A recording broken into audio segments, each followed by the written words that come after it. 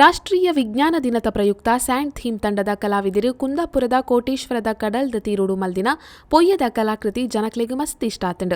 ಅನ್ವೇಷಣೆ, ವಿದ್ಯಮಾನ, ಚದುರುವಿಕೆಗೆ ಸಾಕ್ಷಿಯಾದ ವಿಜ್ಞಾನಿಲೆನ ಸಾರ್ಥಕತೆನು ಸಾರುನ ಪರವಾದ ನೊಬೆಲ್ ಪ್ರಶಸ್ತಿ ವಿಜೇತೆ ಸರ್ ಸಿ.ವಿ. ರಾಮನ್ ರೆನ ನೆನಪು ಮಲ್ಪುನ ಕಲಾಕೃತಿನ ಮಲ್ಪುನ ಮೂಲಕ ರಾಷ್ಟ್ರೀಯ ವಿಜ್ಞಾನ ದಿನನು ಆಚರಣೆ ಮಲ್ತಿರು.